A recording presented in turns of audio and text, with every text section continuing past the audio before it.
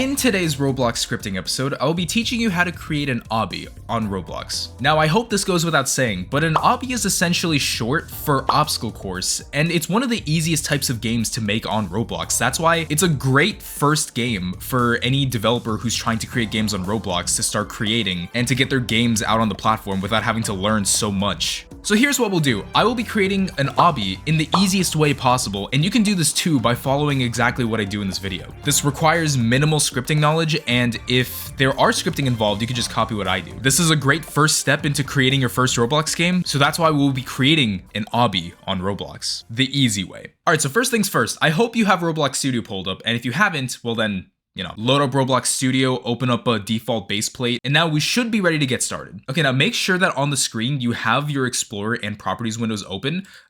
This is what your Explorer looks like, and this is what your properties look like. And if you don't have them open, just click on the View tab up here and then highlight the Explorer and Properties option so that Explorer and Properties can show up whenever we're creating a Roblox game. Okay, so we know how obstacle courses are structured. You basically have a starting point, and the entire course is broken down into different stages with checkpoints. Like, let's say this is our spawn location right here. This would be our stage 2 if we did some sort of obstacle course here.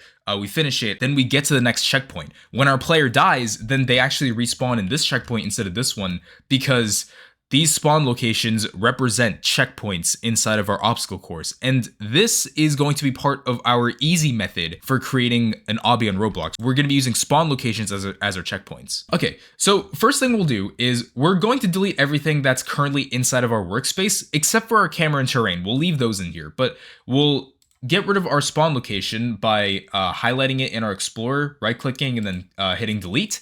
And then we'll do the same thing for our base plate. We'll highlight it, right-click it, and then we'll delete it. Okay, so now what we'll do is we'll create our floor for our first checkpoint. So we'll go to our model tab up here, and then we will select part to create a new part. So let's just scale this up a little bit so that we will have some space for our spawn location. And to make sure that this part does not fall through the ground due to gravity, what we're going to do is we're going to select the part, and inside of our properties, we're going to scroll down a little bit and check this box over here that says anchored. Anchored is basically a property that prevents objects inside of the game to fall due to gravity, and it'll stay in place. That's what anchoring means. Okay, great. So now that we have that, let's go to our Explorer and let's rename this part our floor by just simply clicking it twice, or you could just right click it and then click on rename. That's also another way of renaming a part. So now that we have that, let's create our first spawn location by going into our model tab again. Going to our gameplay section, we will click spawn to create a spawn point. So we'll just drag this up onto here, and let's scale this up just a little bit more so that we have more space for the player. We can customize our floor however we want to. We can change the brick color if we want to like, let's say, parsley green. And we can change the material of this to, let's say, leafy grass. How about that? So now we have our spawn location. This is basically going to be the spawn location that everyone's going to end up starting at when we just hit test and then hit play. So if we hit test and hit play, then we should see that our player spawns into this location. Now, here's a couple things that we have to make sure that we're doing properly. Inside of our spawn location properties, if we scroll down here a little bit, we want to uncheck our neutral property. And what neutral basically means is that every time you load into the game on Roblox, or if your character resets, your character is going to spawn inside of this one spawn location at all times. So even if you change teams inside of your Roblox game, your character will still spawn into the neutral spawn location. That's why you don't want to have neutral checked for your spawn location. Okay, so now that we have that, let's go and create our first obstacle. And the way we're going to do that is first by doing a little bit of organizing. On the right side, we'll create a model, and we will call this model main obby. That's what we're going to call it. And then we're going to create more models in here to make it more organized by clicking on this. Oh, sorry. I might be going a little too fast, but to create new instances, you basically click on the plus sign here, and then you search up whatever you want to search up. But the model is right here. So we'll just name this one spawns, because this is where we're going to contain all of our spawn locations. And then we will create one more model here, which is going to represent the different stages that the game presents to us. Okay, and then finally we'll do one more. One model inside of stages. We're gonna call this one stage 1. Okay, so now that we have that done, we will take our floor and put it inside of our stage 1 because, you know, it's contained inside of stage 1. All of this is gonna be stage 1 for us. So now let's actually start creating our obstacles. So in our stage 1, let's create another part. So we go to model and then we go to part right here. For our first obstacle, let's create a tightrope. A tightrope is basically just, you know, a small, really lengthy part that the player just steps on and has to go through a really tiny rope to make sure they don't fall off, to make sure that their character doesn't fall off the world. We will call this rope, and let's make this like some sort of orange or brown like this one. And then we will change the material to, let's do fabric. We'll put this inside of stage 1 over here and create the obstacle. So how we're gonna do that is, so we currently have it to be selected, but let's move it by clicking on move inside of our model tab. And we'll just move this alongside here so that we can position it to the place that we want to position it to. And we'll just scale this down a little bit to make it a little bit harder for the player. So we'll just scale this out completely like so right here. It'll just be one straight line. And that's pretty much how we're going to make stage 1 of this obstacle course. So we'll just move this and center it just a little bit more like this. And there we go. This should be our first obstacle. So now what we'll do is, we created our first obstacle. Oh, and by the way, make sure that it is anchored. Make sure our rope is anchored here, so that it doesn't fall off the world. Okay, now that we have that done, let's create another model here. We're gonna call this one stage 2. Instead of making another part that looks like this, what we can do is we could just copy and paste the same part and insert it onto the other side of this tightrope. And the way we do that is by first highlighting it inside of our Explorer.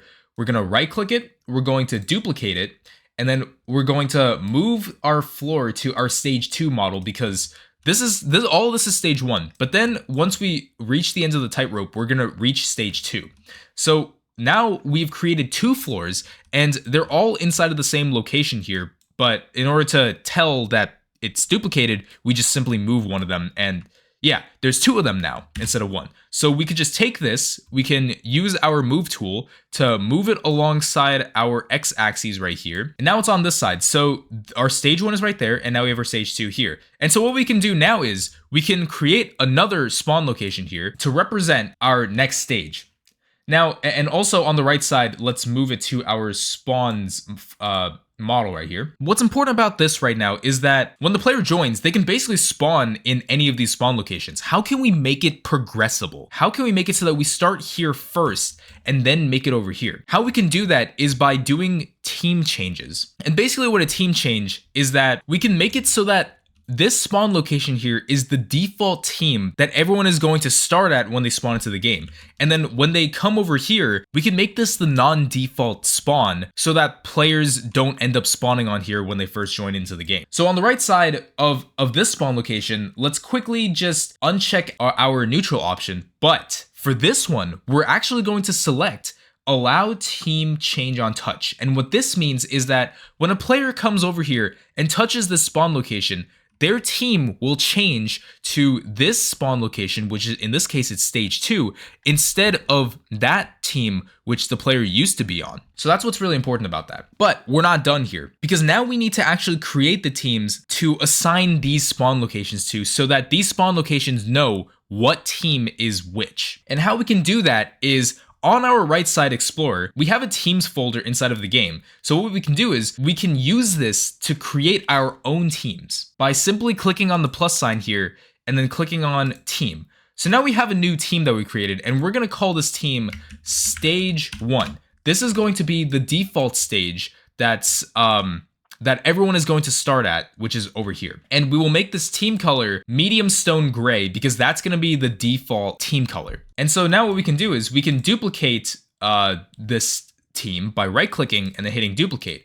We will change this to stage 2 because stage 2 is going to be represented by this one right here. And what's important is we should change the team color.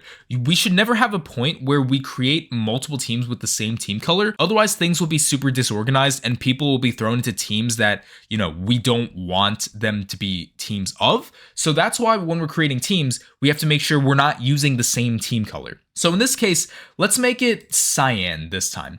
And you don't have to do this, but just to make it more organized, we will also make the color of this team cyan so that we know that this is the cyan team. One last thing we need to do is scroll down here with our spawn location and change the team color to match the same team as the one we just created, which is cyan. This is very important. You have to make sure you do this. Otherwise the spawn location will not know exactly what team this is trying to represent. So you have to make sure that you change the team color.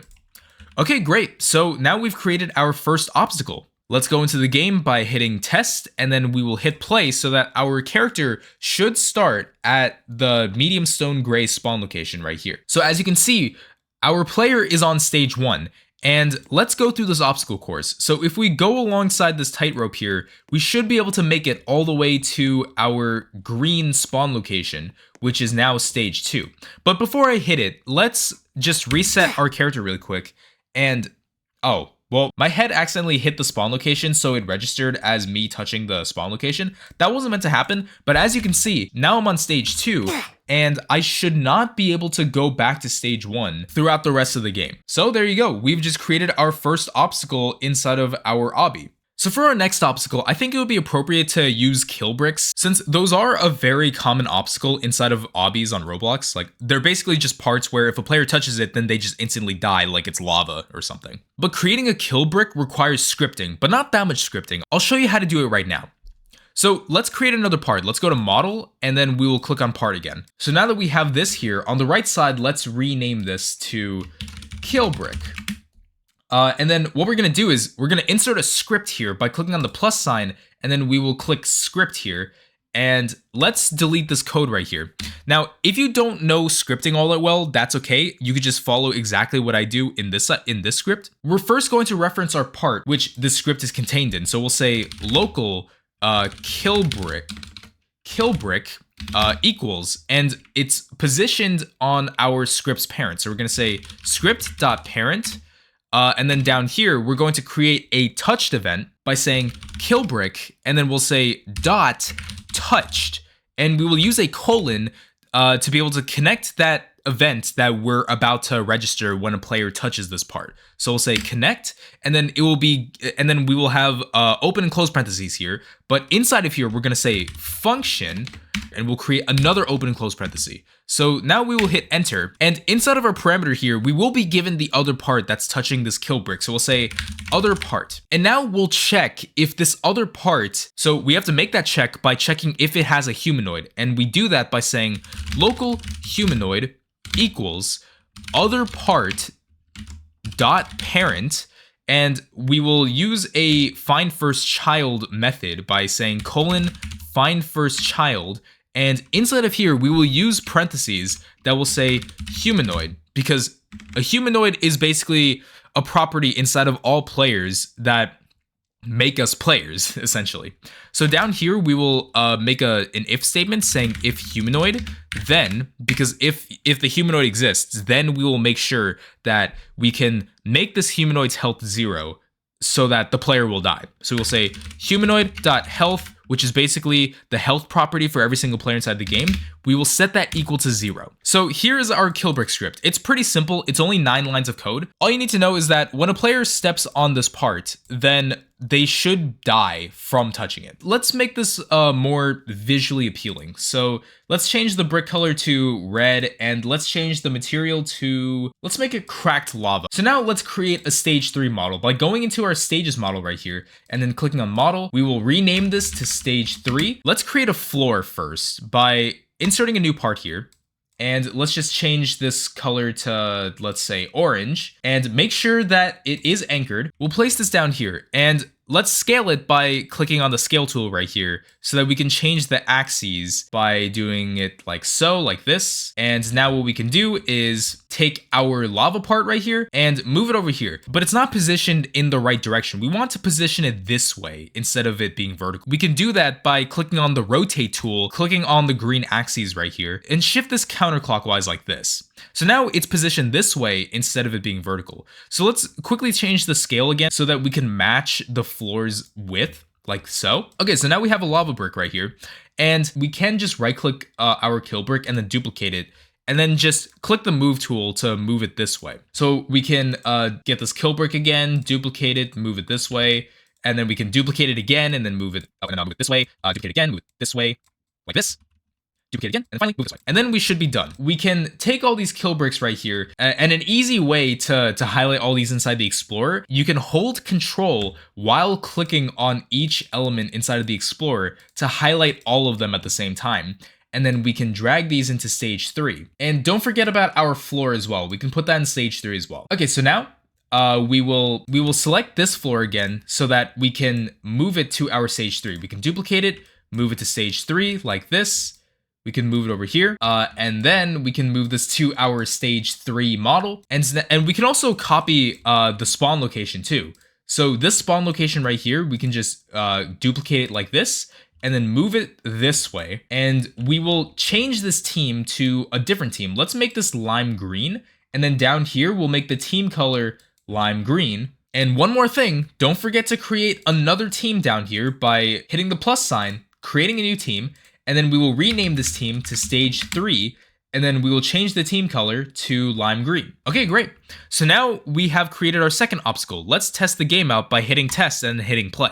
Okay, so we have started here inside of stage 1. So if we go alongside this tightrope, then we should be able to reach stage 2 just fine. And once we hit the stage 2 checkpoint, if we reset our character, then we should be able to respawn back into our stage 2 location, as you can see right here.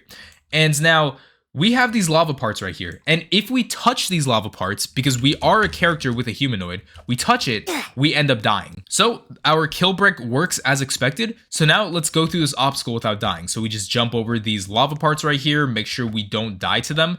And now we have made it to our stage 3, which, you know, there's no stage that we've currently made right now. So if we hit reset, then we should be back in stage 3. And no other stage from here on out. All right, great. So we've just created our first obstacle in Roblox. This is one of the easiest types of games to make on Roblox. So it makes sense that this is the sort of first game that you would ever create on Roblox, because this is basically how I started as a Roblox developer. I started by creating an obby, and then I worked my way towards more complicated games in the future. All right, I hope your first obby on Roblox goes well. If you want to share it with me, you can join my Discord server and just like, I don't know, post like a snapshot of it on Discord so that I can see the creations that you were creating from my videos, because it's nice to know if my videos actually are leaving an impact on you to become a Roblox developer. That's just something really nice to know about. And if you're still a relatively beginner Roblox developer and want to know more about Roblox scripting, like the kill bricks that I just made right here, then you should check out my full Roblox beginner scripting tutorial guide that I created recently, and I highly encourage it if you want to know the fundamental basics of Roblox scripting. All right, well, that's going to be it for this episode. This has been Brawl Battle, creating an obby on Roblox the easy way, and I will see you in my next video. Take care.